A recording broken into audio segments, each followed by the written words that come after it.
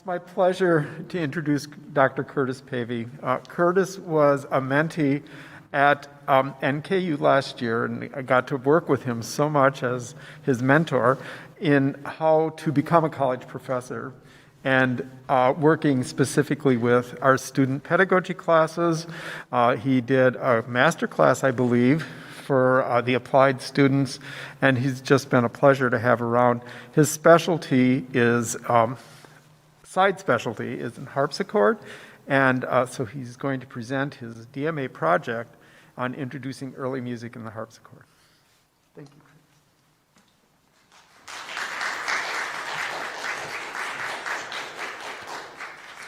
Well, thank you, Dr. Van Dyke, for that introduction, and thank you for your wonderful mentorship over the last year.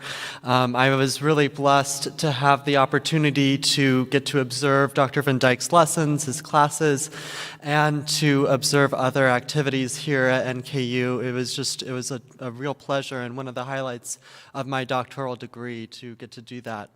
I'm so grateful to be here with all of you today, and I'm so excited that we can be here in person in light of, so many conferences that have been canceled and continued conferences canceled. It's so nice to see people and to get to talk to you directly rather than through the computer, as we've been doing so much this last few years. I wanted to say that I'm really grateful also to get to share one of my passions with you, Baroque music and the harpsichord. And I'm very grateful that Dr. Ertz could also be with us. We're going to get like a double dose of early music today, and I'm really excited about that. So I wanted to talk to you just briefly about my DMA project. And this was a project that I completed over the last year. It was initiated in the spring, and it was a textbook designed for collegiate piano majors, mostly undergraduates, to learn about the harpsichord. I developed this book with Dr. Michelle Conda at the University of Cincinnati, as well as Dr. Michael Unger and Dr. Andy Villame, and their guidance and support was really instrumental in this project.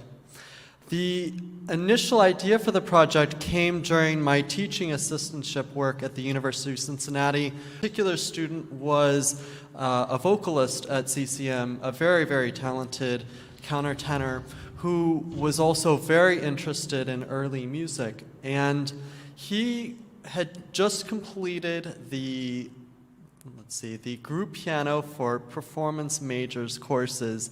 And so he was an intermediate level pianist, and when he came to me wanting to learn more about harpsichord, figured bass, and the repertoire from the 17th and 18th centuries, I was super excited, but also at the same time super overwhelmed by the fact that I had this student who maybe didn't know a whole lot about these musical styles and needed a crash course in how to take his keyboard playing from the piano to the harpsichord.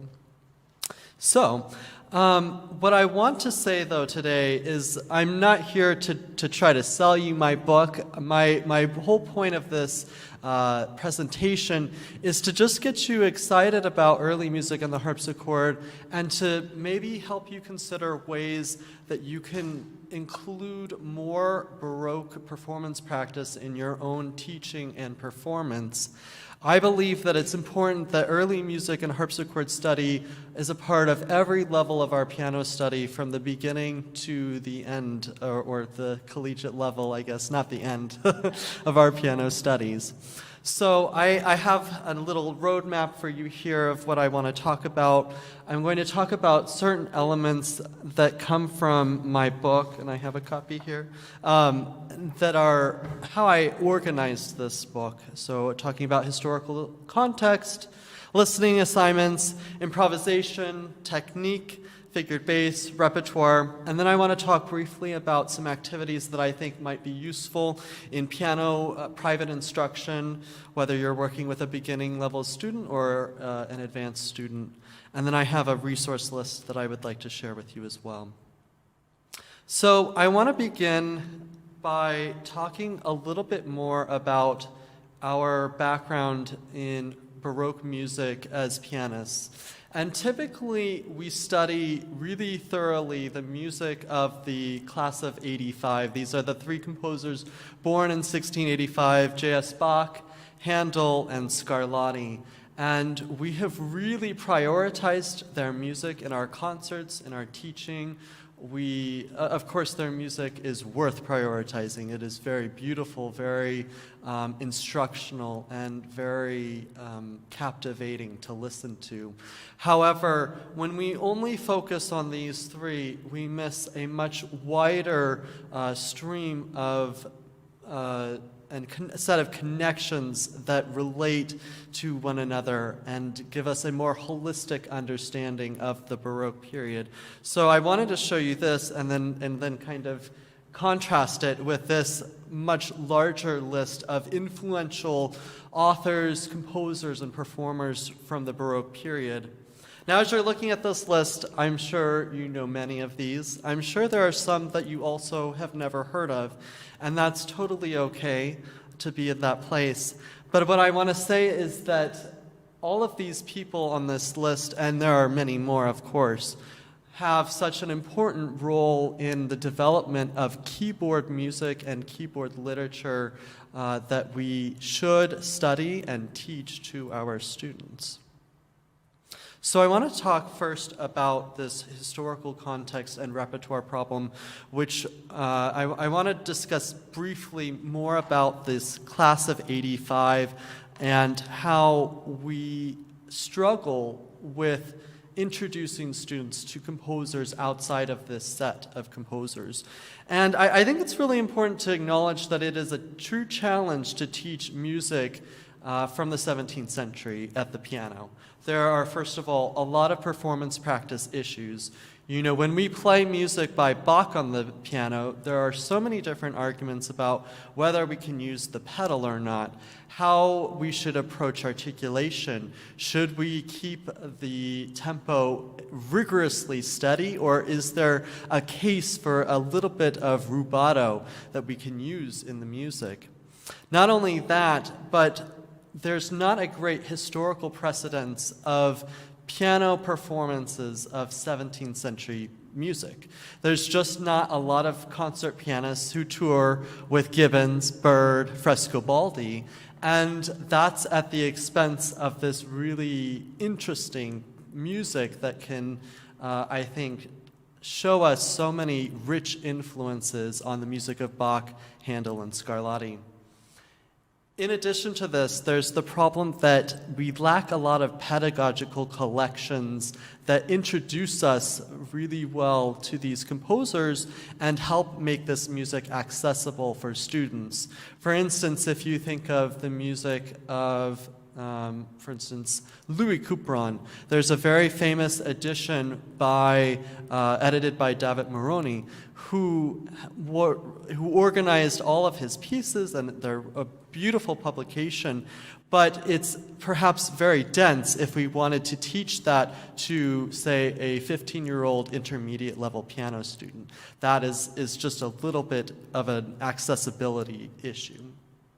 Not only that, but we also have to address that there are technical difficulties of Baroque music that music from the Romantic period does not address. For instance, very interesting types of idiomatic keyboard writing found in the English school, the virginalists. There are the French ornaments that we see in the 17th century that can be very overwhelming for pianists.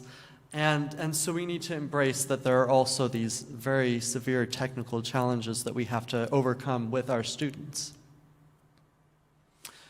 So when I was developing my book at the initial stages, what I remember thinking about at the beginning was that I wanted the book to be organized by repertoire and by different periods. And so I remember thinking a lot about what was most important if a student only had one semester to learn about the harpsichord. What would be the most important styles, composers, and repertoire that they would encounter at the harpsichord?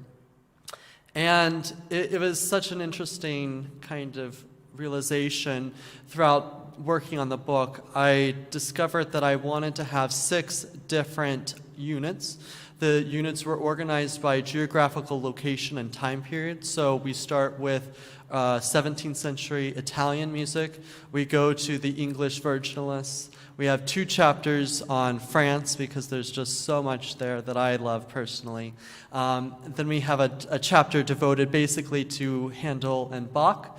And then the book closes with new perspectives or new directions, which is Scarlatti, the Bach family, and Joseph Haydn. So one other thing that I had to think a lot about when I was teaching this music, but also preparing the book, was that it's really important to sequence the repertoire and skills in an appropriate way. You know, when a student encounters for the first time the harpsichord, they encounter a lot of new things. There's this new mechanism, there's this new way of approaching the instrument technically. The sound is so different from the sound of the piano. We throw new composers at them, new styles, new musical languages that they have never heard of, perhaps, and it's very overwhelming. In addition to this, I was thinking about how when students get a textbook and they see different musical options that they could learn, I wanted to make sure that there was a selection of music that was appropriate for different levels of students. You know, some students, when they first encounter a harpsichord, will need repertoire that is rather simple and very accessible, and other students will embrace a challenge. And so one of the resources that I was really lucky to have found during my research was the RCM and Abrsm harpsichord syllabus.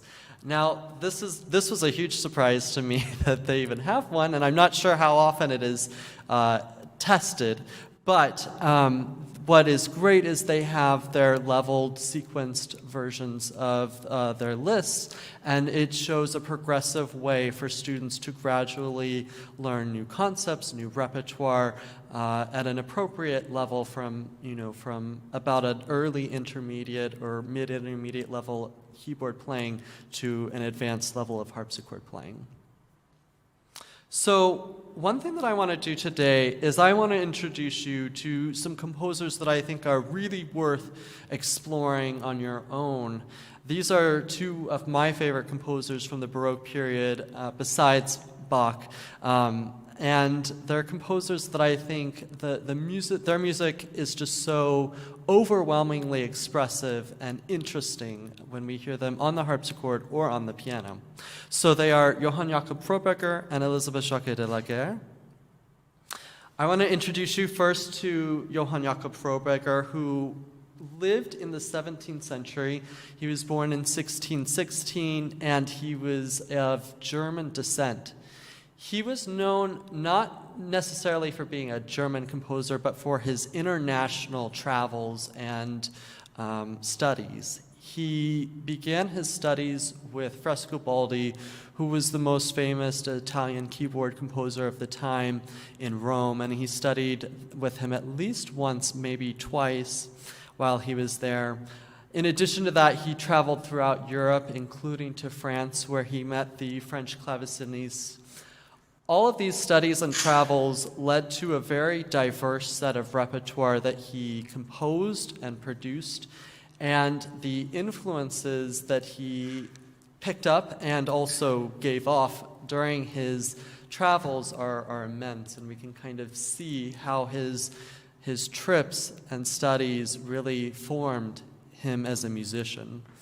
His music includes music that is found in suites in the French style. We also see Italian-type pieces like the toccata, the ricercar, canzona, fantasias, capriccios.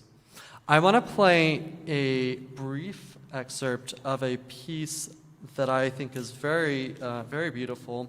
It comes from his Partita in D major, and this is the first movement of it, an excerpt of it. This is the meditation on my future death.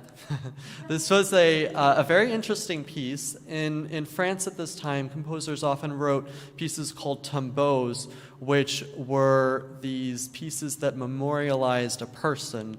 And so we'll see that Froberger has memorialized not only himself in some pieces, but he has memorialized Keens. This particular piece is very sad and tragic, and I just think that it's so expressive, and I think you'll enjoy it. So let me play just a little bit of this meditation.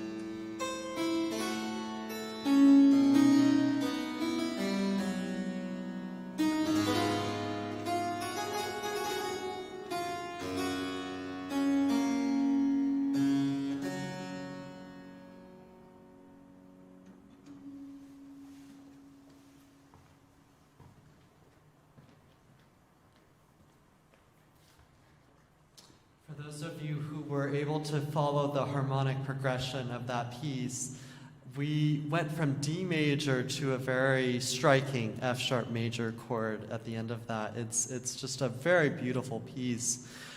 I think that this piece allows musicians and students to understand that Baroque music was not necessarily this very rigorous, set in one tempo kind of style, but that music could be very improvisatory and free. I want to show you also the music of Elizabeth Jacques de la Guerre, who is one of the most important female composers from the Baroque period. She was born in 1665 and lived a very long life to 1729. She was born in Paris and was immediately a major child prodigy in Paris. She was born to a family of, I believe, instrument makers, and so music was just a natural calling for her family and for herself, and she was immediately recognized for her talents.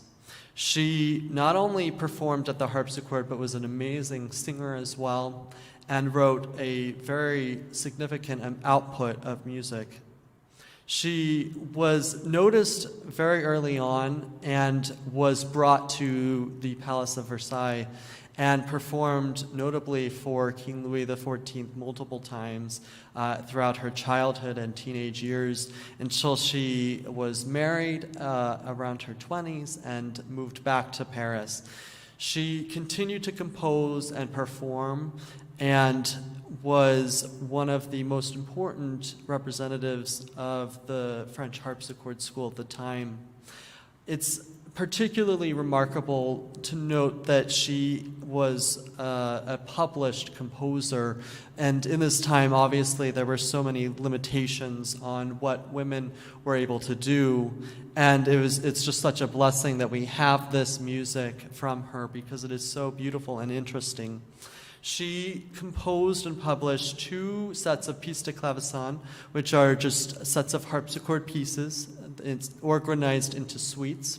The first book is for harpsichord solo, and the second book is for harpsichord with the accompaniment of the violin on the melody line. which is kind of unusual. We think that we're the accompanist, but actually the violinist is the accompanist in this particular case. We also have sonatas for violin and continuo. We have an opera that she wrote, and we have multiple books of cantatas. And so you can see that there's quite a rich output that she was able to compose and publish. The piece that I want to introduce you to today is the A minor suite from her 1687 publication of the Pièce de Clavecin.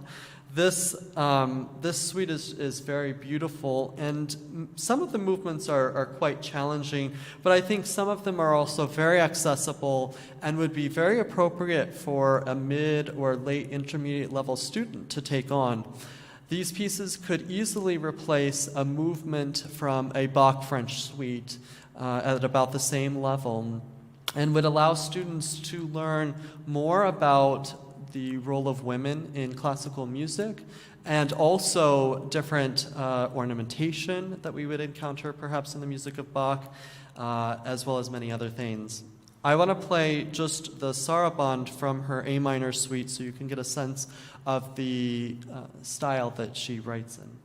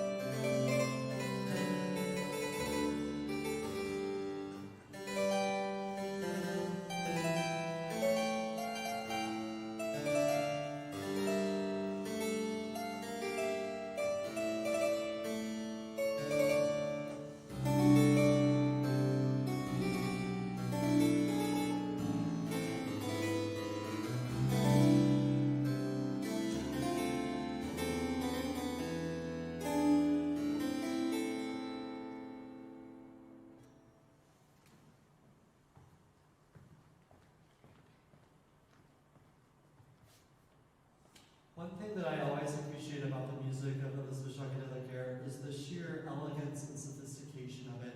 It doesn't use necessarily a lot of notes to convey a very virtuosic sense of music. It uses very nice textures and very refined uses of the ornamentation to show something that is so elegant, and I really appreciate that about her music.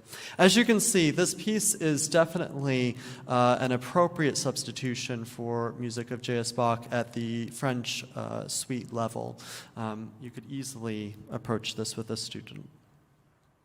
I want to move on to talking about some of the other topics that you need to address when introducing a student to the harpsichord for the first time. One of those is technique, and technique is a very complicated discussion for new harpsichordists because they're dealing, like I said, with so many new things at once: the new instrument, the new sound, the new styles, and most importantly, the new mechanism. And I've got a little picture that shows here how, the jack is in charge of making the sound at the harpsichord. The jack is this wooden or plastic piece that comes up and plucks the string with the quill or the plectrum, as you can see in the diagram. This is a huge fundamental difference from the piano, where we have a hammer that hits the strings, because we have to realize that plucking a string takes a very significant less amount of energy than playing a piano key might. And because of how the harpsichord is built, we don't necessarily want to use as much arm movement in our wrists to play, because the instrument can play itself very naturally. When we talk about the harpsichord with our students, we often talk about how the harpsichord has no dynamics. And this is a very controversial statement to make because harpsichordists will tell you, oh no, it does have dynamics, you just have to listen. And what I want to tell you about this is that yes, we do have dynamics. They're very different from the dynamics that you might have heard on a modern piano. They are perhaps more subtle. They are built upon strong and weak emphasis rather than this very wide range of tone color that we have on the piano. I hope that as you were listening to me playing these two harpsichord pieces that you heard the expressivity that is possible at the harpsichord. It's not that the harpsichord is an on or off switch when we press a note down, but that we, through sensitive use on the piano, we're very lucky to have sources that document different types of fingerings that we would have never imagined as modern pianists. And I want to show you some of these on the next slide, these paired fingerings. I also want to talk about ornamentation briefly, which is that this is a very difficult thing to accomplish on the harpsichord. When we encounter ornamentation, normally we're viewing it from the perspective of the Bach ornament table from the notebook for Wilhelm Friedman Bach. And in this book, we see that there are many different types of ornaments, but we generally keep to those two or three that we normally see in Baroque music that we encounter. But as a harpsichordist, you have to become fluent in so many different types of ornaments, ranging from different styles and many different types of lengths of ornaments, which we'll see in a moment. We also have to remember that there is quite a bit of virtuosity involved in the harpsichord literature, especially from Rameau, Scarlatti, and the English virginalists. On this slide, I've given you an excerpt from my project where I introduce students to English fingerings. And fingerings from the English school are very interesting because they favored certain fingers as good fingers, bad fingers, almost. So in your right hand, the third finger was considered a strong finger. And so oftentimes you see these paired fingerings that show you going up and down in this like 3-4, 3-4, 3-4 pattern that emphasize the good finger on the strong beats. Let me show you what that kind of sounds like.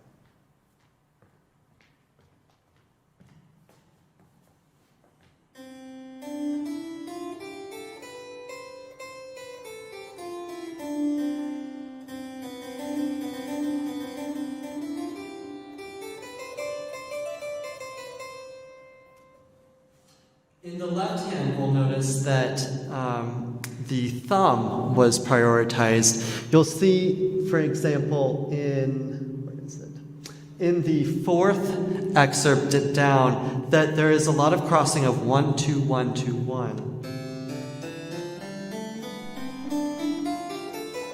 This was a fingering that we actually see in music from this time. And, I like to think about our students who we teach our scales to, and we're very rigorous about how you have to finger this scale. We could only imagine that, back in the 17th and 18th centuries, students were doing all kinds of things that would be illegal today.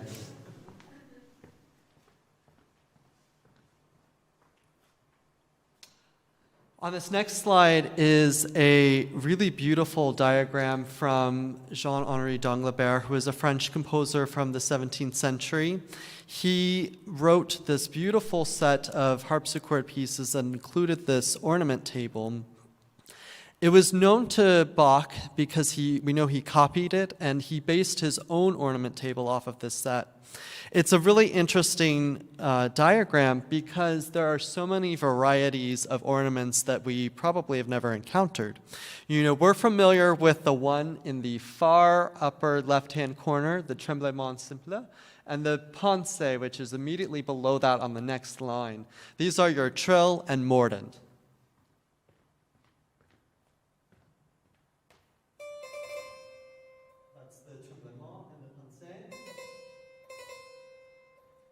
But from this diagram, we can see that there are so many more options than we've ever even imagined. We have different lengths of trills. We have trills that suspend over. We have trills with different types of turns. We have what we call, on the next line, porte-voix. These are notes that are suspended from a previous harmony and resolve up or down. We have different ways of filling in leaps and thirds. We call this tierce coulée. You can go in either direction. We have different ways of rolling chords with different types of appoggiaturas, passing tones, or what the Italians might have called acciaccature. And we also have different ways of rolling chords. We can go up, you could go down.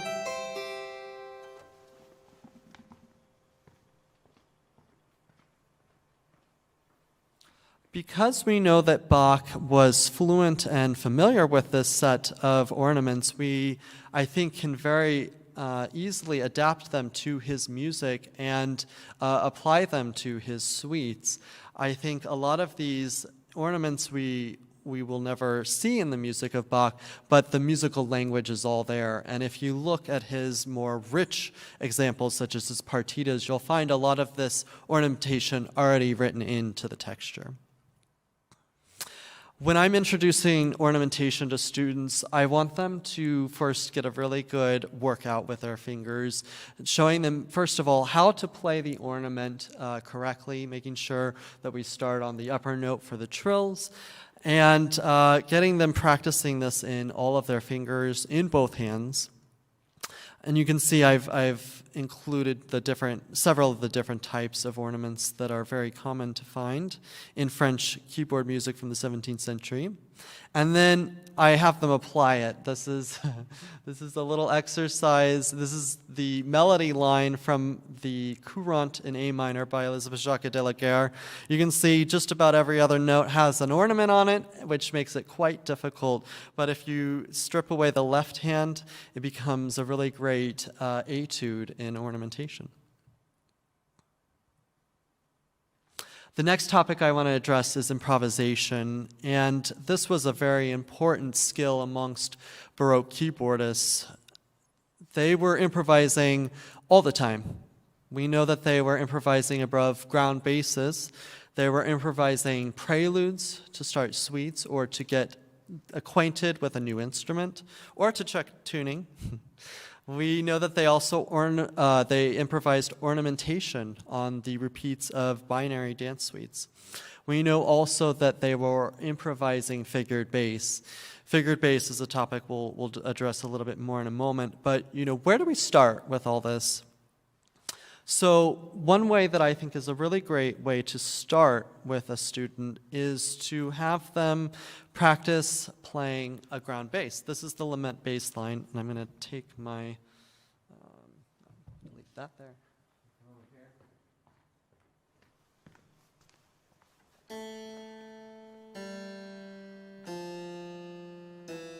We could add, we could start by just harmonizing it with thirds.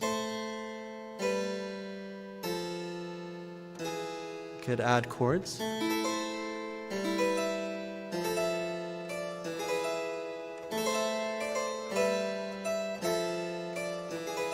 could experiment with so many different types of textures through just a simple repetition of the ground bass.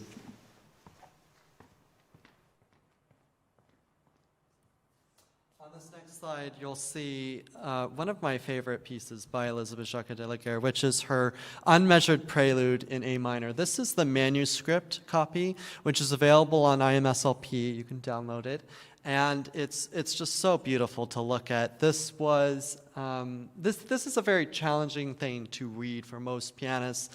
You can see that the clefs, particularly like the bass clef, is not in the correct spot, right? And so it's maybe not something that one of our intermediate piano students will read from, but it would be wonderful for them to see this. I'll play just a little bit of this for you and show you what it sounds like, and then talk about this Louis Couperin exercise that I developed for my project.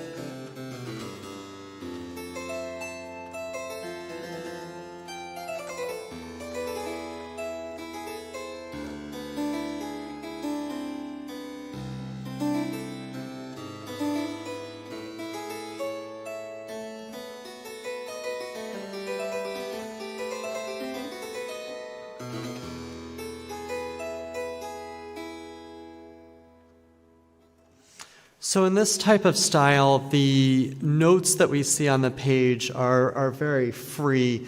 On the previous page, you saw some notes that were given rhythmic values, like 16th notes. But for instance, in this unmeasured prelude by Louis Couperin, you can see everything's a whole note. And so you kind of have to decipher what is a chord, what is a melodic gesture, and what is an ornament in terms of understanding how to make the music interesting and perhaps understandable. What I encouraged students in my project to explore was this idea that we could take chord progressions and use them as a harmonic foundation for us to explore this style. And so I took this Louis Couperin unmeasured prelude and I reduced it to basically the harmonic framework and encourage students to explore in the same types of gestures that French clavecinistes would have explored, breaking their chords up into different textures with ornamentation and passing tones and other non-chord tones to connect the dots. So this would be another great place to start with improvisation.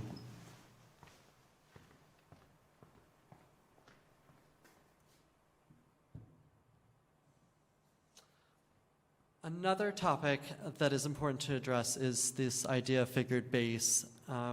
Playing from figured bass was something that was taught to keyboardists of this time. They did not read from realized versions of continuo, which we do as pianists today.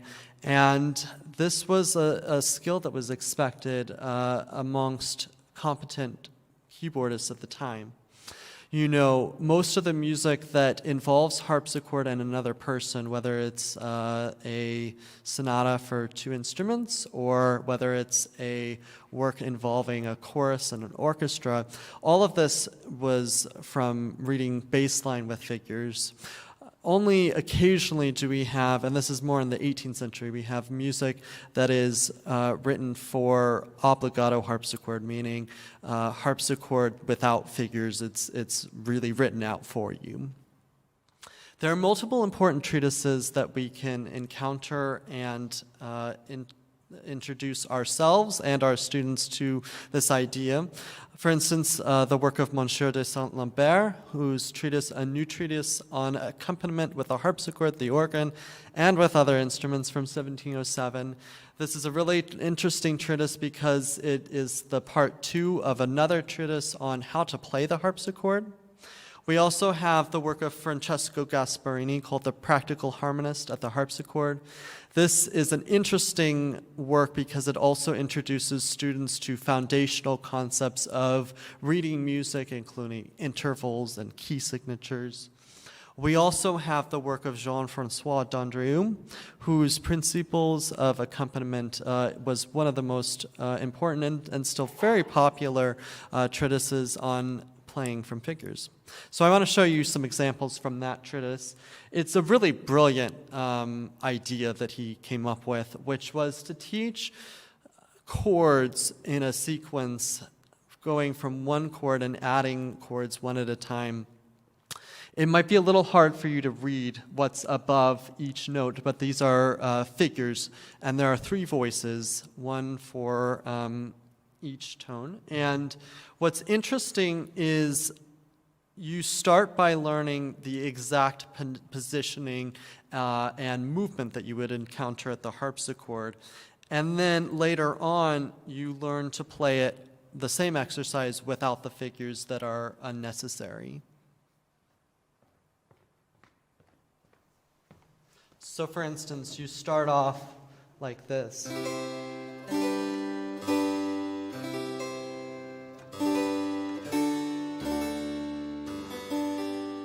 And so on.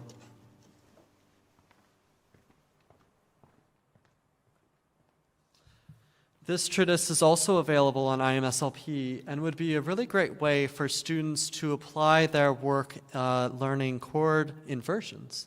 It would also be a great opportunity to explain the types of accompaniments that exist in the Baroque period and what collaborative repertoire they might be able to play with another person. So I want to talk now a little bit about some activities that you can include in your own lessons with your students. And these are just a couple of probably thousands that you could brainstorm on your own. But these are ways that I think might make the harpsichord and early music more accessible to other people. This is kind of a personal topic for me because I didn't encounter the harpsichord until I was in my master's program. That was the first time I played a harpsichord. It was actually at the end of my senior year of my undergraduate. At that point, I hated the harpsichord. I thought it was ugly. I thought it sounded horrible. I thought harpsichordists did the weirdest things in their recording with the tempo and the rhythm. And I just did not understand anything about this. And so for me, it's very important that when I introduce my 8-year-old beginners to what is the harpsichord, that I do it in a way that makes them curious to know more and helps to break down some of those stereotypes that we have of this instrument. So one of the first things that I think that might be applicable is that, most method books have a minuet in the first couple of chapters. And this would be an excellent place to start talking about what a minuet is, where it comes from, and what it was danced like. And we'll get, I think, a lot of that this afternoon from Dr. Ertz. But what is great is on YouTube, for instance, you can find videos of period performers dancing minuets. Why not show this to your students to get them a sense of visually and physically what it might have been like to dance a minuet in France in the 17th century or the 18th century? We also have listening activities that we can address with our students. Students oftentimes get very interested in music of Bach or Handel or Scarlatti, but often are not familiar with the works of the 17th century. So why not have them research or listen to particular recordings on the harpsichord? Have them compare different interpretations, one on the piano, one on the harpsichord. Talk about what's different and maybe why it's different. Consider adding listening questions to their assignments, and consider asking them to compare things like ornamentation or tempo and other elements of interpretation. We talked about already improvisation and how we can improvise over ground basses. We could improvise different types of preludes, whether they're measured or unmeasured preludes. We could also explore ornamentation with our students.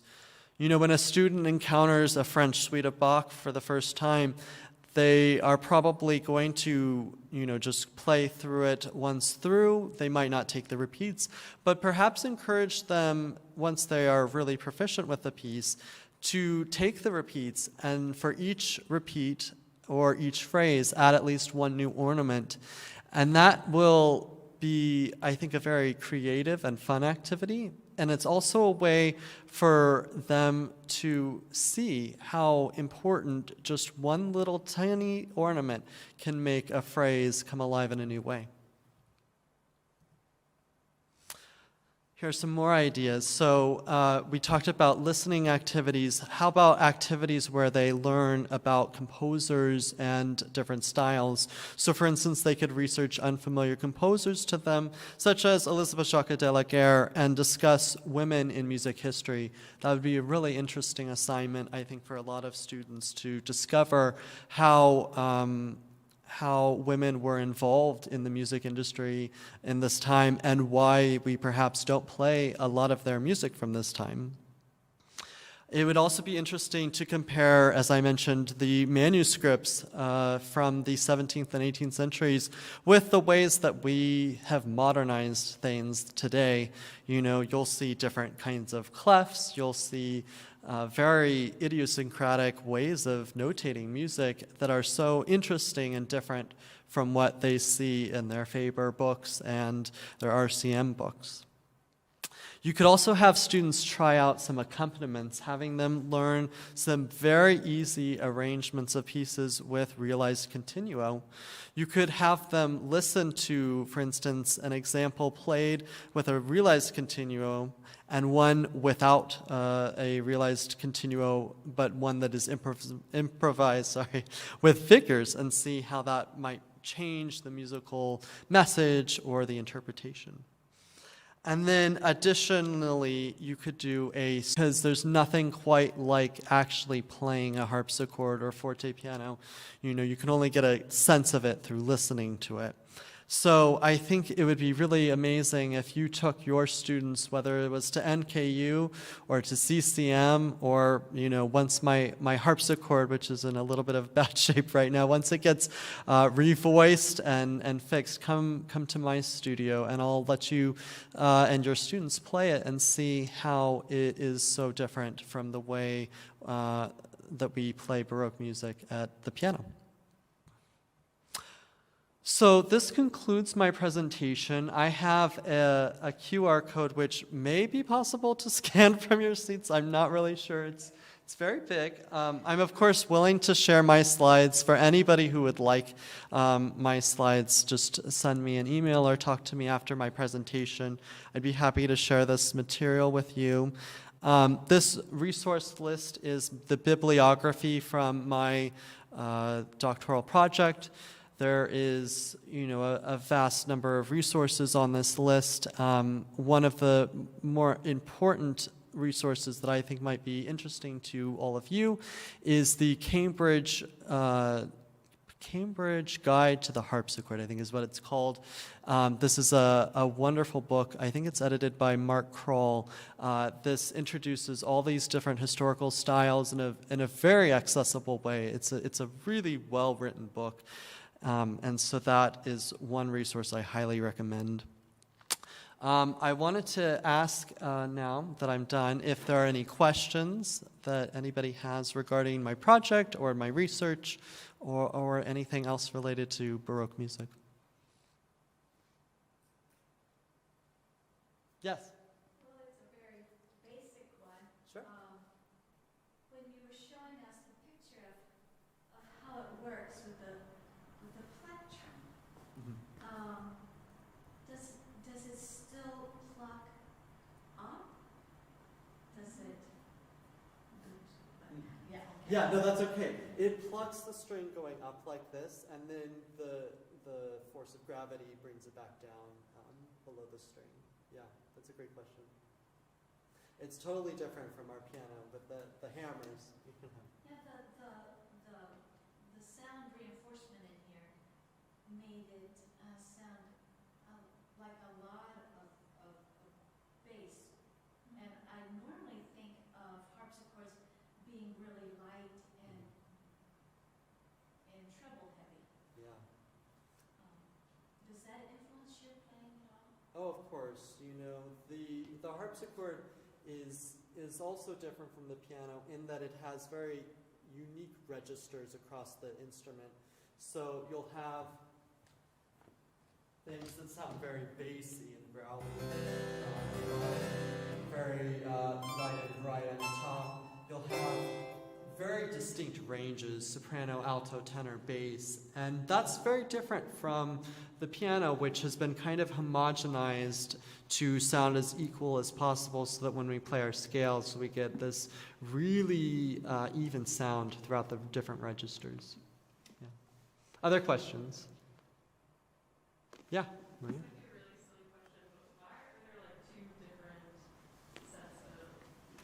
Yeah, so the different keyboards create different colors. There are, with this one note, this C, there are 3 strings that I could pluck with that one note. I could pluck one down here, I could pluck one up here. If I push in the top keyboard, I can pluck 2 of them at the same time. And if I turn on our forefoot, we get the additional of about an octave higher. And so we have these 3 sets of strings, and they create different tones. You know, if I play a chord down here, it might sound very pure and full and resonant. This sounds perhaps a little bit more nasal. And that's because of where the jacks and quills are plucking the strings in the mechanism. Yeah. Other questions?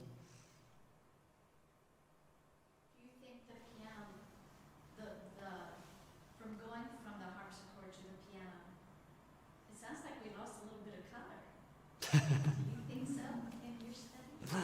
I mean, I think that depending on who you ask that question will elicit a very different response. You know, there are people who really do not like the harpsichord, unfortunately. I think that the harpsichord is its own unique sense of flavors and sounds and colors. And, you know, one thing that is very challenging for me to think about is, for instance, the music of Francois Couperin, which is really, truly meant to sound beautiful on a harpsichord. When you play it on the piano, not that it doesn't sound as beautiful, but it's very different. And so I think that, you know, there's so much that we gain by